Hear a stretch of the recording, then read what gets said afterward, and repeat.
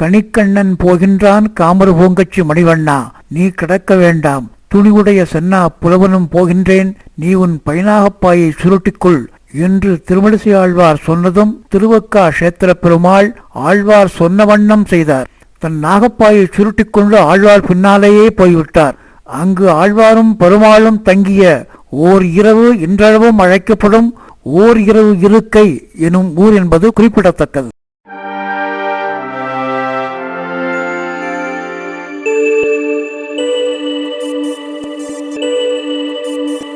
நாராயணன் படைத்தான் நான்முகனை, நான்முகனுக்கு ஏறார் சிவன் பிறந்தான் என்னும் சொல்.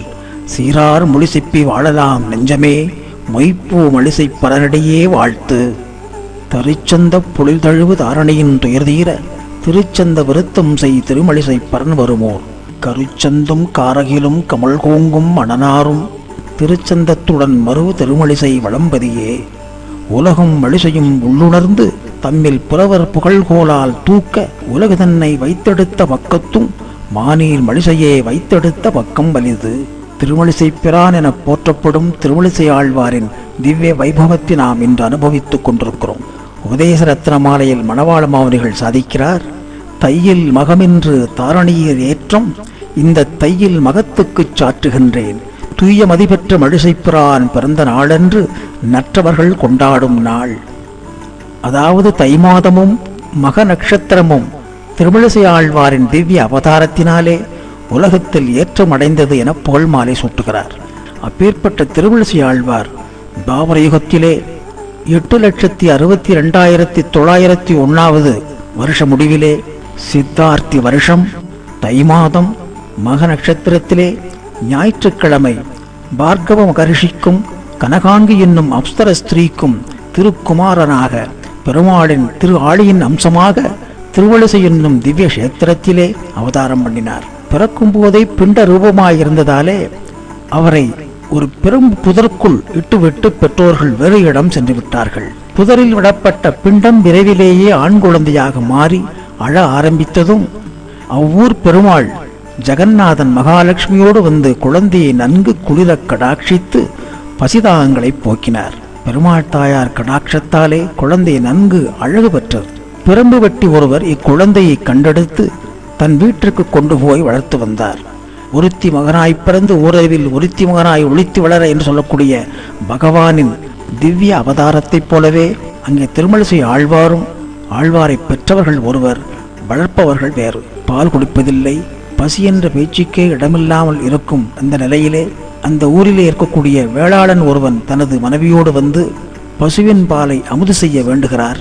குழந்தையும் அப்பாலை மட்டும் விரும்பி அருந்தியது. ஒரு நாள் குழந்தை குடித்துவிட்டு மீதி வைத்திருந்த அந்த பாலை அந்த கணவனும் மனைவியும் அருந்த முதுமை நிலை நீங்கி இளமை பெற்று ஒரு மகனை பெற்றெடுத்தார்கள் இந்த தம்பதிகள். அந்த குழந்தைதான் பிற்காலத்தில் திருமழிசை ஆழ்வாரின் பரம சிஷ்யரான கணிக்கண்ணன் என்பவன். திருமழிசை ஆழ்வார் சிறு வயதிலேயே பற்பல யோகங்களையும் சாஸ்திரங்களையெல்லாம் கற்று திகழ்ந்தார். பௌத்த மதத்தையும் ஜெயின மதத்தையும் அனுஷ்டித்தார், ஆராய்ந்து பார்த்தார். அதில் ஒன்றும் திருப்தி ஏற்படவில்லை. பின் சைவ மதத்திற்கு வந்து சேர்ந்தார். அஷ்டாங்க யோகத்தை நன்கு கற்று தேர்ந்தார். பெரும் சித்தரானார். சிவவாக்கியர் என புகழ்பட்டமும் பெற்றார் திருமழிசை ஆழ்வார். இவ்விதமாக போய்கொண்டிருந்த திருமழிசை ஆழ்வாரினுடைய நிலையற்ற மார்க்கத்தை மாற்றியமைக்க திருமால் திருவுள்ளம் கொண்டார்.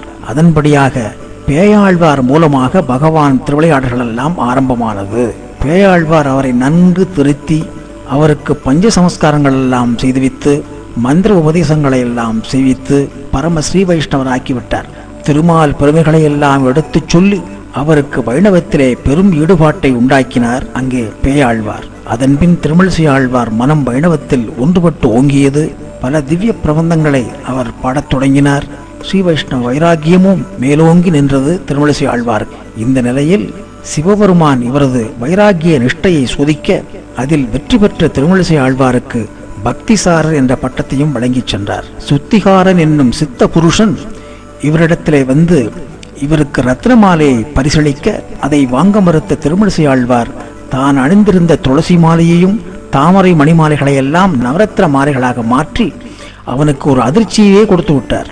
ஆழ்வாரை தொழுது வணங்கிச் சென்றான் அந்த சித்த புருஷன். அதே போல கொங்குண சித்தன் என்பவன் பெரிய ரசவாதி. ரசவாதம் என்றால் கல் மண்ணையெல்லாம் பொன்னாக மாற்றக்கூடிய தகுதி பெற்றவன், அந்த வித்தைகளை எல்லாம் தெரிந்தவன்.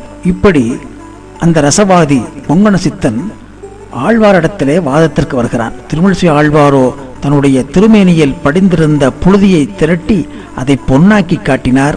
வந்த கொங்கண சித்தன் அடங்கி ஒடுங்கி ஓடிவிட்டான். அதற்கு பின்னாலே திருமழிசை ஆழ்வார் காஞ்சிபுரம் வந்தார்.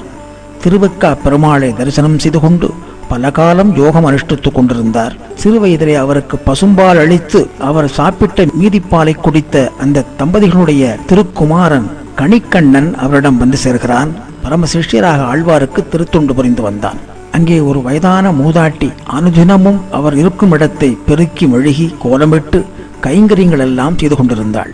அவளுடைய திருத்தொண்டில் மகிழ்ந்து போன திருமழிசை ஆழ்வார், அம்மா உனக்கு என்ன வேண்டும் என்று கேட்கிறார். சுவாமி, நான் முதுமையில் வாடி சிரமப்படுகிறேன். கொஞ்சம் இளமையாக இருந்தால் சக்தியோடு பல கைங்கரியங்கள் செய்ய முடியுமே என்கிறாள். உடனே ஆழ்வார், நீ விரும்பும் இளமையை உனக்கு தருகிறேன் என்று வரம் கொடுக்க ஒரு பெரிய ஆச்சரியம் காத்திருந்தது. வயதான மூதாட்டி இளமையோடு கூடிய ஒரு பெண்ணாக மாறிவிட்டாள். பின்னாலே அந்த பெண்ணை அந்த ஊர் அரசன் அவளுடைய அழகைக் கண்டு தனக்கு மனைவியாக்கி கொண்டு விட்டான். ஆனால் வருஷம் போக போக என்ன ஆயிற்று, தன்னுடைய மனைவி இளமை மாறாமல் இருப்பதும் தான் மட்டும் வயோதிக நிலை அடைவதும் தெரிந்தது. தன்னுடைய மனைவியிடம் கேட்கிறான், ஏனம்மா நீ மட்டும் இப்படியே மாறாமல் இருக்கிறாய், என்ன ஆச்சரியம்? உடனே ராணியாகிய அரசன் மனைவி சொன்னாள், இது திருமழிசை ஆழ்வார் இட்ட பிச்சை எனக்கு. இந்த இளமை நிலை உங்களுக்கும் வேண்டுமென்றால் நீங்கள் திருமழிசை ஆழ்வாருடைய அனுகிரகத்தை பெற வேண்டும் என்று சொல்ல, அன்றிலிருந்து திருமழிசை ஆழ்வாரை சந்திக்க எண்ணம் கொண்டான் அரசன். அங்கே திருமழிசை ஆழ்வாருடைய சீடன் கணிக்கண்ணன் அடிக்கடி அரண்மனை வந்து போய்க் கொண்டிருந்த விஷயத்தை அவரது மனைவி மூலம் அறிந்திருந்த அரசன் அவரை அணுகி திருமழிசை ஆழ்வாரை அரண்மனைக்கு அழைத்து வாரும் என கூறினான். ஆனால் கணிக்கண்ணன் அதற்கு மறுத்துவிட்டார். ஏனென்றால் அவர் இங்கே வரமாட்டார் என கூறி இதற்கு இசையவில்லை. அரசன் சொன்னான், பரவாயில்லை, நீர் அவர் சீடர் தானே, என்னை புகழ்ந்து ஒரு பாட்டு பாடும் என கேட்க கணிக்கண்ணன் சொன்னான், திருமாலையும் ஆழ்வாரையும் அனுபவித்து பாடும் நான் ஒரு அரசனை பாடுவது ஆகாத காரியம் என மறுக்க, உடனே அரசன் கோபம் கொண்டான். கணிக்கண்ணனை ஊரை விட்டு துரத்த ஆணை பிறப்பித்தார். இந்த விஷயத்தை அறிந்த திருமழிசை ஆழ்வார் சீடனோடு தானும் செல்ல முடிவெடுத்து பெருமாளை நோக்கி பாடுகிறார். கணிக்கண்ணன் போகின்றான் காமர பூங்கச்சி மணிவண்ணா, நீ கிடக்க வேண்டாம், துணிவுடைய சென்னா புலவனும் போகின்றேன், நீ உன் பைனாகப்பாயை சூட்டிக்கொள் என்று சொன்னவுடனே பெருமாளும் ஆழ்வார் சொன்ன வண்ணம் செய்தார். உடனே ஆழ்வாரோடு புறப்பட்டு போய்விட்டார். ஊர் களை இழந்தது, சூன்யமானது. அரசன் பயந்து போனான். தான் செய்த தவறுக்காக வருந்தி ஆழ்வாரையும் அவரது சீடரையும் மறுபடியும் அழைத்து வர அவர் இருக்கும் இடத்தை தேடி போகின்றான். அதுதான் ஓரிரவு இருக்கை என்று இன்றளவிலும் அழைக்கப்படும் அந்த ஊர். ஓரிரவு இருக்கை சென்று மன்னித்திரள வேண்டினான் அரசன். மனமருங்கிய திருமழிசை ஆழ்வாரும் மீண்டும் திருவக்கா வந்தார். பெருமாளும் கூடவே வந்தார். பெருமாளை பார்த்து மீண்டும் பாடுகிறார் திருமழிசை ஆழ்வார், கணிக்கண்ணன் போக்கொழிந்தான் காமர பூங்கச்சி மணிவண்ணா, நீ கிடக்க வேண்டும், துணிவுடைய சென்னா புலவனும் போக்கொழிந்தேன், நீ உன் பைனாகப்பாயை படுத்துக்கொள் என்று சொல்ல மீண்டும் தன் படுக்கையில் படுத்துக்கொண்டார் பெருமாள். ஆனால் இப்போது படுக்கும் பொழுது முன்பு எப்படி படுத்திருந்தாரோ அவசரத்திலே மாற்றி படுத்துக்கொண்டார். அந்த சேவையைத்தான் நாம் இன்றும் அனுபவித்துக் கொண்டிருக்கிறோம். அவர்தான் சொன்ன வண்ணம் செய்த பெருமாள், யதோத்காரி என்று அழைக்கக்கூடிய பெருமாள். இன்றும் அவர்கள் மூவரும் அந்த ஓரிரவு தங்கிய இடம், அதாவது ஓரிக்கை என்ற அந்த ஊர் அழைக்கப்படுகிறது. அதன் பின்னால் ஆழ்வார் திருக்குழந்தைக்கு எழுந்தருளினார். ஆறாவமுதனுடைய சயன திருக்கோலத்தை நன்கு அனுபவித்து சேவித்து பின் திருக்காவேரியை அடைந்தார். தான் பாடியிருந்த அநேக பாசுரங்கள் அடங்கிய ஓலைச்சுவடுகளை எல்லாம் காவிரி ஆற்றிலே விட அதிலே 120 பாசுரங்கள் கொண்ட திருச்சந்த விருத்தமும் 96 பாசுரங்கள் கொண்ட நான்முகன் திருவந்தாதியம் மட்டும் நீரை எதிர்த்து கொண்டு ஆழ்வாரின் பக்கம் வந்து சேர்ந்தது. அந்த 2 திவ்ய பிரபந்தங்களையும் எடுத்துக்கொண்டு மீண்டும் வந்து ஆறாமுதனை நன்கு அனுபவித்து செவிக்கிறார். திருமழிசை ஆழ்வாருக்கு பெருமாளோடு பேச வேண்டும் என்று உள்மனதிலே ஒரு ஆசை ஏற்பட்டதாம். அப்போது பாடிய பாசுரம்தான் திருச்சந்த விருத்தத்தில் நாம் அனுபவிக்கும் 61வது பாசுரம்.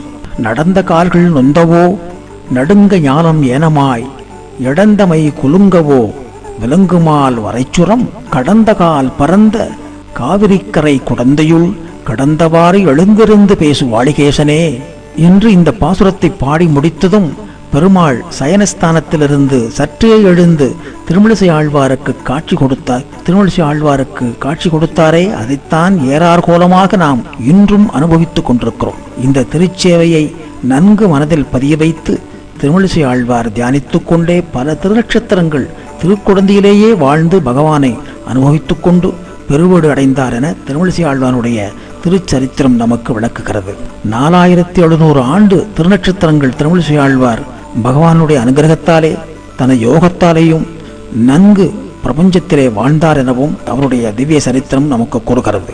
நான்முகனை நாராயணன் படைத்தான், நான்முகனும் தான்முகமாய் சங்கரனை தான் படைத்தான், யான்முகமாய் அந்தாதி மேலிட்டு அறிவித்தேன் ஆழ்பொருளை சிந்தாமல் கொண்மின் நீர் தேர்ந்து என நாராயண பரத்துவத்தை நான்முகன் திருவந்தாதியின் முதல் பாசுரத்தில் நமக்கு நன்கு கோடிட்டு காண்பித்த திருமழிசை ஆழ்வார் இறுதிப் பாசுரமான 96வது பாசுரத்திலே இனி அறிந்தேன் ஈசர்க்கும் நான்முகர்க்கும் தெய்வம், இனி அறிந்தேன் எம்பெருமான் உன்னை, இனி அறிந்தேன் காரணன் நீ, கற்றவை நீ, கற்பவை நீ, நற்கிரிசை நாரணன் நீ, நன்கறிந்தேன் நான் என்று நாராயணனே எல்லாமுமாக அனைத்துமாக என்றும் நிலைத்து நிற்பவன் என உறுதியளித்து கூறி முடிக்கிறார். இப்படி நாராயணன் ஒருவனே எல்லோராலும் வணங்கப்பட வேண்டிய தெய்வம், பிரயோஜனமான தெய்வம். இதற்கு மிஞ்சியது ஒன்றுமில்லை. யாரும் குழப்பமடைய வேண்டான், குழம்பி குட்டையில் விழுந்து வாழ்க்கையை வீணாக்கி விடாதீர்கள் என்ற பெரிய உண்மையை திருமழிசை ஆழ்வார் தன்னுடைய சொந்த அனுபவத்தாலே பல மதங்களையும் சித்தாந்தங்களையும் ஆராய்ந்து அனுபவித்து எந்த ஏற்றமும் காணப்படாத நிலையிலே இறுதியில் நாராயணனுடைய திருப்பாதங்கள் சரணடைந்து உய்ந்தார் என அவருடைய திருச்சரித்திரம் நமக்கு நன்கு விளக்குகிறது. 16 திவ்ய தேசங்களுக்கு திருமழிசை ஆழ்வார் மங்களாசாசனம் பண்ணியிருக்கிறார். அதில் குறிப்பாக 107வது திவ்ய தேசமான திருப்பார்க்கடல் பெருமாளுக்கு, அதாவது வியூகமூர்த்திக்கு ஆழ்வார்களிலேயே அதிகமான பாசுரங்கள் பாடி மங்களாசாசனம் பண்ணின ஆழ்வார் திருமழிசை ஆழ்வார் தான். மொத்தம் 13 பாசுரங்கள் பாடியிருக்கிறார். ஆக இதிலிருந்து ஒன்று நமக்கு நன்றாக புரிகிறது.